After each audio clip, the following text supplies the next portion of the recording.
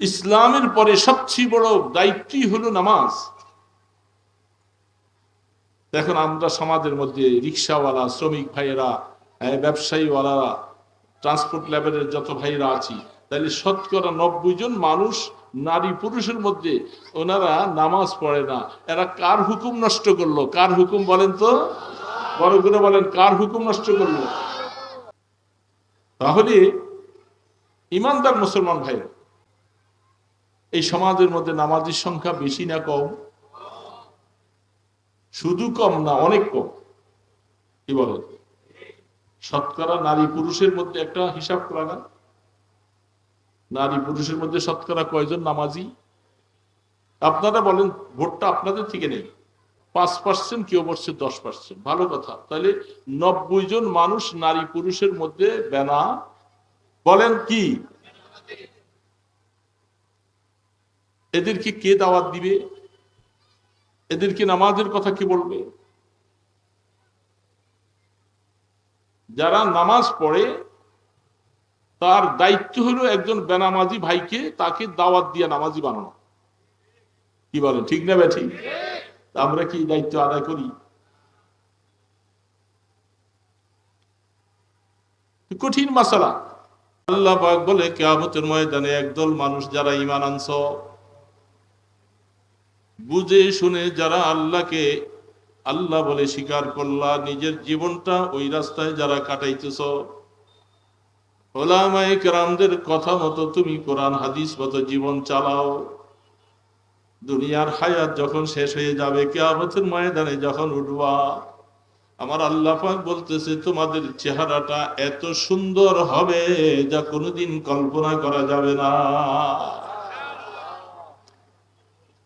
তোমাদের একটা হাস্যাস বাস্যাস একটা চেহারা হবে। সুসংবাদ দেওয়া হবে তোমাদেরকে, এ যারা কষ্ট করে ঈমান আনছো, কাফেরদের দিকে তাকাও নাই, বড় বড় অট্টালিকা দালান কোঠাওয়ালাদের দিকে তাকাও নাই। তোমরা কোরআনের কথা শুনে তোমাদের জীবনটা ওই পথে চালাইছো যে আমি আখিরাতে যাব, আল্লাহ পাকের কাছে আমাকে হিসাব দিতে হবে।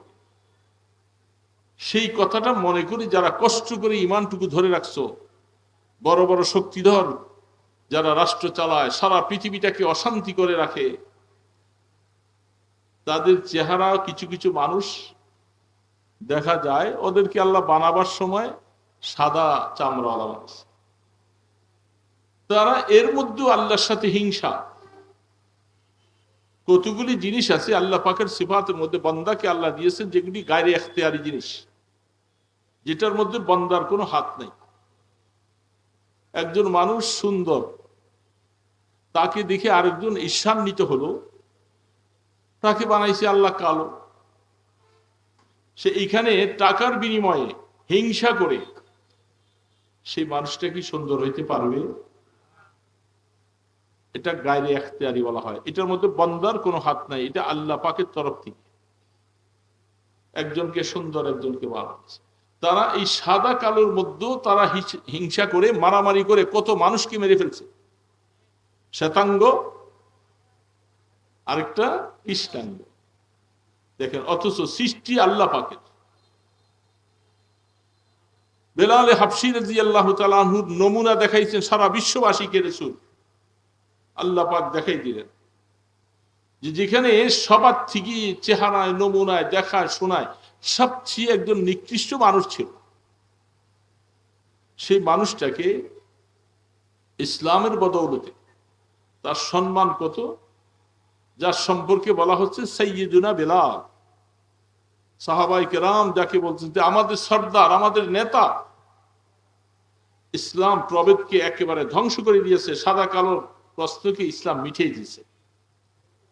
মসজিদে নববীর মুয়াজ্জিন বানাই দিলেন। রাসূল বলেন, আমি মেরাজে যাওয়ার পরে বেলাল তোমার পায়ের জুতার আওয়াজ শুনতেছি আমি। আল্লাহ পাক প্রভেদ রাখছে? প্রভেদ রাখে। সাদা কালোর মধ্যে কোনো তারতম্য আল্লাহ রাখেননি। তোমাদের মধ্যে কে সুন্দর, কে কালো, কে কুৎসি, কে লুলা, কে ল্যাংড়া, কে অন্ধ, আল্লাহ পাক বলে এটা আমার সৃষ্টি, এটার মধ্যে কারো হাত নেই। ইন্না আকরামাকুম ইনদাল্লাহি আতকাকুম। হ্যাঁ, আমার কাছে দেখার বিষয়, তুমি সুন্দর চেহারা হয়েও যদি তুমি ঈমান না আনো, আমল যদি ভালো না করো, আর আরেকজন কালোওয়ালা সে ঈমান এনে আমল ভালো করে সে জান্নাতি হয়ে যাবে আর তুমি জাহান্নামে চলে। এই জন্য আল্লাহ পাক বলতেছে ওয়াজুহু ইয়াওমাইযিন মুসফিরা দাহিকাতুম মুস্তাবশিরা ওয়া ওয়াজুহু ইয়াওমাইযিন আলাইহা গাবারা তারহাকুহা কাতারা উলাইকা হুমুল কাফারাতুল ফাজারা। আল্লাহ পাক বলে এই বিশ্বের 750 কোটি মানুষের মধ্যে 550 কোটি অমুসলমান কাফের বিভিন্ন ধর্মাবলম্বী, তোমরা মনে রাখো কিয়ামতের ময়দানে তোমরা এত কুৎসি এবং কালো চেহারা নিয়ে উঠবে, তোমাদের চেহারা দেখি বোঝা যাবে তুমি কি জাহান্নামী না জান্নাতি। অন্ধকারের রাত্র, অমাবস্যার রাত্র যেমন মানুষকে ঢেকে রাখে, চেহারার মধ্যে এরকম ঢাকা থাকবে। আল্লাহর কোরআন বলতেছে তাহলে পৃথিবীর মধ্যে তোমরা খুব কিছু করলেও মনে রাখা লাগবে পরিণতি তোমাদের খুব খারাপ, পরিণতি। তাহলে দুনিয়ার মধ্যে তারা খুব কিছু করলেও মৃত্যু যেহেতু অনিবার্য, মৃত্যুর পরে বুঝবা কত মজা কত। এই জন্য আল্লাহ রাব্বুল আলামিন আমরা যারা ঈমানদার মুসলমান, যারা স্কুলে হোক, কলেজে হোক, ভার্সিটিতে হোক, ব্যবসায়ী হোক, যে কোনো লাইনের হন না কেন, আল্লাহ যাকে ঈমান নসিব করেছেন, ঈমানের দৌলত দান করেছেন, সে সারা পৃথিবীটাকে একদিকে রাখলে ঈমানের দাম হবে না, খোদার কসম। আল্লাহ পাক ঈমান দিয়েছেন। এখন এই ঈমানওয়ালাকে আপনাদের কি আল্লাহ পাক বলছে তোমরা কাদের পরামর্শে চলবা, রাস্তা কোথায় পাবে? তোমাদের রাস্তাটা আমি বলে দিচ্ছি, শুনে নাও। দুনিয়াওয়ালা যারা, তাদের কাছে গেলে তুমি রাস্তা পাবে না। রাস্তা কার কাছে দিয়ে গেছি আমি? ফালাউলা নাফারা মিন কুল্লি ফিরকাতিন মিনহুম তাইফাতুন লিয়াতাফাক্কাহু ফিদ-দীন ওয়ালিয়ানজুরু কওমাহুম ইযা রাজাউ লাআল্লাহুম ইয়াহযারুন। আল্লাহ রাব্বুল আলামিন বলেন, এ তোমাদের মধ্য থেকে তোমার ছেলে, তোমার নাতি, তোমার ভাই, তোমার বন্ধু, এই লোকগুলি কষ্ট করে না খেয়ে না দিয়ে না ঘুমায়া, তারা একটা সম্প্রদায় মানুষ, তারা ওহির এলেম শিখতে ঘর থেকে বেরিয়েছে। কিসের এলেম ভাই? কার এলেম? ওহির এলেম। আসমান থেকে জিবরিল আলাইহিস সালামের মাধ্যমে যে এলেমটা আসে এটাকে ওহির এলেম। শুনতে শুনতে কথা, অন্যদিকে চাই থাকলে কই শুনবেন? আমি তো দেখি মাঝে মধ্যে ওইদিকে চাই, কি আসে তা আছে, কথা ফাঁকি দিয়ে চলে যাবে। যেহেতু আমি কর্তব্যের খাতির উপরে বসছি, আপনার নিচে, আমি তো চেহারাগুলি দেখতেছি। আল্লাহু আকবার। আপনার সন্তান, আপনার ভাই, আপনার ছেলে, আপনার বন্ধু, এই ধারাবাহিকতাটা চলে আসছে আল্লাহ রসুল। তারা কষ্ট করে দিন শিখার জন্য বেরিয়েছে। যখনই তারা কোরআনের এবং হাদিসের এলেম শিখলো, ওহির এলেম যখন তারা শিখলো, তাদের জিম্মাদারি কি আসলো? যেহেতু আল্লাহ পাকের পক্ষ থেকে তাদের হাতে এই পুরা জাতির, পুরা কওমের, মুসলিম জাতির জন্য জিম্মাদারি দিয়ে আল্লাহ পাক তাদেরকে জমিনে রাখছে। এদের কি জিম্মাদারি? তাদের জিম্মাদারি হলো যে সমস্ত লোকটা এলেম শিখে নাই, কোরআন শিখে নাই, হাদিস শিখে নাই, দিন শিখে নাই, ঠিক মতো নামাজ জানে না, ঠিক মতো সে নিজের পবিত্রতা জানে না, হালাল হারাম বুঝে না, বিবাহ শাদী করছে তালাক বিবাহ বুঝে না, ফরজ গোসলের এলিম নাই, অথচ তার সন্তানগুলি হয়ে গেছে। এরকম যে সমস্ত মানুষগুলি দিন বুঝে না, যারা আলেম হইছো, যারা আলেম হয়ে আসছো, তোমাদের জিম্মাদারি তোমাদের স্কন্ধে, তোমাদের কাঁধে দেওয়া হয়েছে। তুমি গিয়ে গিয়ে প্রত্যেকটা ইমানদারের কাছে কাছে দাঁড়ে দাঁড়ে বারে বারে বুঝি বুঝে শুনে শুনে তাকে এই দিন শিখাইবা। কি শিখাবে ভাই? এটা তাদের দায়িত্ব, এই ওলামা হযরতদের দায়িত্বটা আল্লাহ দিয়ে গেছে। তারা সেই দায়িত্বের কারণে এই আপনাদেরকে তো সবসময় পাওয়া যায় না, আপনাদেরকে মাদ্রাসায় সবকে পাওয়া যায়, আপনাদের সেই বয়স নেই, আপনাদের সেই এলিমও নাই। এখন আপনাদেরকে দিন কি করে শেখানো? দিন শিখার দরকার আছে না নাই? কোরআন শিখা দরকার আছে না? আমরা যারা যারা গায়েরে আলেম ভাইরা আছে, আমাদের কাছে কোরআন নাই, দিন নাই, হাদিস নাই, নামাজ নাই, রোজা নাই, কিছুই আমরা জানি না। এখন এই সমস্ত মুসলিম যারা আছি, যারা দিন বুঝি না, এদের জন্য জিম্মাদারি দিয়ে গেছেন ওলামায়ে কেরামদের হাতে। ওলামায়ে কেরামেরা তো কি মাথার ব্যথা, এই মাহফিল করবে, আপনাকে ডাকবে কেন? এই ডাকছে আপনাকে দিন শিখাবে, আপনি দিনই কথা শুনবেন, আপনার ভিতরে একটা চেতনা আসবে যে আমি আমার নামাজটা পড়ি। আফসোস লাগে, সারা বাংলাদেশে আলহামদুলিল্লাহ অনেকগুলি কওমি মাদ্রাসা আছে, সুন্দরভাবে চলছে। আমরা ওলামায়ে কেরাম এই সমাজের মধ্যে কিছু মানুষের কাছে অবহেলিত, সকলের কাছে না। একটা সম্প্রদায় মানুষ আছে ইসলাম বিদ্বেষী, যারা ইসলামকে পছন্দ করে না, নাস্তিকতাবাদীর উপরে আছে, কোরআন হাদিস যারা বুঝেও না মানেও না। এই একটা সম্প্রদায়, তারা ওলামায়ে কেরামকে বাঁকা চোখে দেখে, ওলামায়ে কেরামকে তারা চক্ষুশূল মনে করে। তাদের সাথে কিছু মানুষ যারা চলতে চলতে তারাও কিছু কিছু করে তাদের মতো সুর গায়। তো আমাদের বোঝা দরকার, আমাদের স্রষ্টা, আমাদের খালেক, এই জমিনের মালিক কে?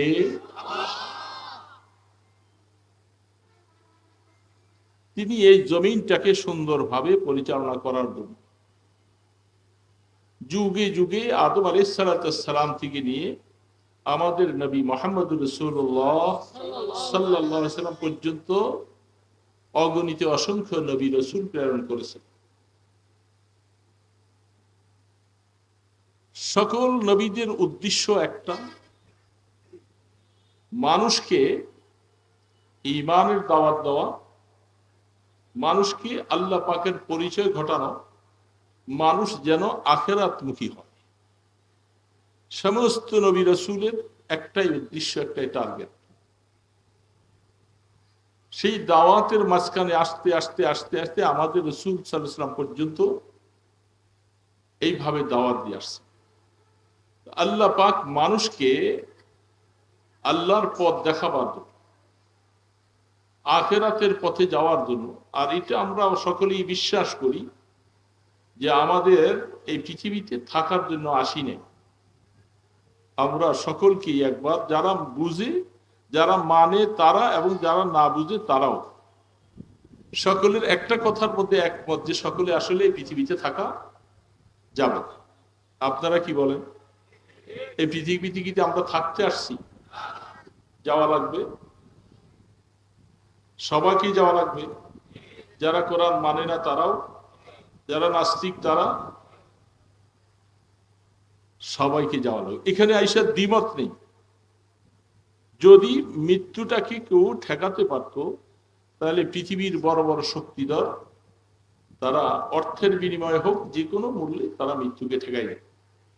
তো এটা ঠেকানো সম্ভব।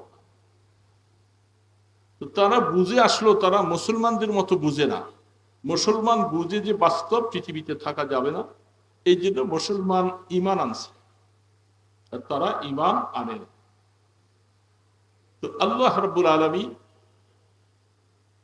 তিনি এই জমিনটাকে আল্লাহ পাকের পরিচয় দেওয়ার জন্য, আল্লাহর সাথে বান্দার সম্পর্ক গড়াবার জন্য, মানুষ যেন দুনিয়াটাকে ভুলে আখিরাতের দিকে যেন মানুষ যেতে পারে, দুনিয়াকে যেন সে আখর নিজের প্রাধান্য দেওয়া না হয়, এই জন্য আল্লাহ পাক নবীর পাশাপাশি কোরআন নাজিল করেছেন। কি নাজিল করছেন ভাই? অল্প সময় কথা তো একটু খেয়াল করে শুনলে ভালো। মানুষকে ওই রাস্তা দেখাবার জন্য আল্লাহ কোরআনুল কারীম নাজিল করেছেন। কোরআনই একমাত্র গ্রন্থ যেটা মানুষকে সঠিক রাস্তা দেখায়। সেই কোরআনের মাধ্যমে আল্লাহ পাক এই জমিনের মধ্যে আমাদের নবী হযরত মুহাম্মদ রাসূলুল্লাহ সাল্লাল্লাহু আলাইহি সাল্লাম তিনি চলে যাওয়ার আগে এই দ্বীনের পুরা জিম্মাদারি দায়িত্বটা তিনি কাহারো না কাহারো কাছে রেখে গেছেন। আপনারা বলেন রাখছেন কি রাখেন নাই? এই দ্বীন ইসলামটা তো একটা খেলনার পাত্র নয় যে এখানে কারো কাছে জিম্মাদারি ছাড়া আপনি স্বাভাবিকভাবে একটা রাষ্ট্রপ্রধান তিনি সফরে কোথাও গেলে তার প্রতিনিধিত্ব করার মতো লোক রেখে যায়, রাখে কি রাখে না?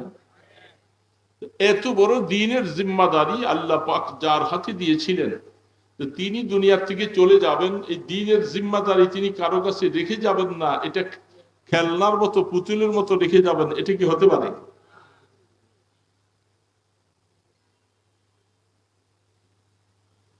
আল্লাহু আকবার। আল্লাহ সুবহানাহু ওয়া তাআলা বুঝে শুনে মেহেরবানি করে রাসূলের মাধ্যমে কোরআনের মাধ্যমে এই কথা জানিয়ে দিয়ে গেছেন, এ আনেওয়ালা কিয়ামত পর্যন্ত আমার উম্মতেরা তোমরা শুনে রাখো, এই দ্বীনের জিম্মাদারি আমি এইভাবে রেখে যাই নাই, আমি নির্বাচন করেছি, আমি আল্লাহ আমার বন্ধুর মাধ্যমে কোরআনের মাধ্যমে কিয়ামতবাসী কিয়ামত পর্যন্ত মানুষকে আমি জানিয়ে দিয়ে গেলাম যে তাদের হাতে আমার পুরা দ্বীনের জিম্মাদারি রেখে গেলাম, এরা হলো আল উলামা ওয়ারাসাতুল আম্বিয়া। বলে সুবহানাল্লাহ। উলামা হযরতদের হাতে এই দ্বীনের জিম্মাদারিটা রেখে গেছেন। আপনারা কি বিশ্বাস করেন? আপনারা বিশ্বাস না করলে তো কিছু করার নেই। আপনারা বলতে আমি শুধু আপনাদেরই কয়েকজনকে বলি নাই, আপনারা বলতে আমাদের সারা পৃথিবীর সমস্ত মানুষকে আমি বলছি যে এই দ্বীনের জিম্মাদারি আল্লাহ বুঝে শুনে উলামায়ে কেরামদের হাতে অর্পণ করে গেছেন। কোরআন বলতেছে ইন্নামা ইয়াখশাল্লাহ মিন ইবাদিহিল উলামা। আল্লাহ সুবহানাহু ওয়া তাআলা বলেন, হে জগতের মানুষেরা ভালো করে শুনে নাও, কেউ 10 তলার মালিক, কেউ 20 তলার মালিক, কেউ 24 তলার 100 তলার মালিক, কেউ অনেকটা গাড়ির মালিক, অনেক বাড়ির মালিক, কেউ দেশ চালাও, কেউ রাষ্ট্র চালাও, বিভিন্ন ভাবে তোমরা জিম্মাদারি আদায় করো, কিন্তু আমি সমাজের মধ্যে আমার দ্বীনের জিম্মাদারিটা তোমাদের কারো হাতে দিয়ে যাইনি, আমি দ্বীনের জিম্মাদারি রেখে গেছি উলামা হযরতদের কাছে। এটা কার কথা বলেন? কার কথা? আল্লাহ পাকের কথা। অনেকে বুঝেন না, এদিকে জবাব দিতে পারেনি, কথাটা কার? আল্লাহ পাকের কথা সত্য না আমাদের কথা সত্য? আল্লাহ পাক তিনি এই জিম্মাদারিটা, কারণ দ্বীন একটা চারটিখানি ব্যাপার না। দ্বীন যদি কারো বুঝে আসে সে আলহামদুলিল্লাহ সোজা জান্নাতে চলে যাবে, আর যার কাছে দ্বীন বুঝে আসলো না সে পথ হারা হয়ে যাবে, আল্লাহ না করুক সে জাহান্নামের পথে চলে যেতে। তাহলে দ্বীন অনেক জটিল একটা ব্যাপার, কঠিন একটা ব্যাপার, আর এটার জিম্মাদারি আল্লাহ পাক দিয়েছেন উলামায়ে কেরাম, যাদেরকে ওহীর ইলম দিয়েছেন। ওহী যেটা আসমান থেকে আসছে। অন্যদিকে তাকাবেন যে তিনি আপনার কথা বুঝবেন না, আপনি ওইদিকে তো বয়ান করেন না, বয়ান তো এদিক থেকে হচ্ছে, এইদিকে তাকালে ভালো হবে। দিলের কানে কথা শুনতে হবে, বুঝে আসলে সহজ, বুঝে না আসলে কঠিন। সারা পৃথিবীর মধ্যে এত মানুষ, মুসলমানের সংখ্যা হলো 150 থেকে 200 কোটি, আর বাকি 750 কোটির মানুষের মধ্যে 550 কোটি যারা আল্লাহকে মানেন। বলেন, তারা আল্লাহকে ঠিক করলো না ঠিক করলো? এই যারা আল্লাহকে মানল না তারা কতটুকু ক্ষতির মধ্যে আছে বলা যাবে ক্ষতিটা? وجوه يومئذ مسفرة ضاحكة مستبشرة ووجوه يومئذ عليها غبرة ترهقها قترة أولئك هم الكفرة الفجرة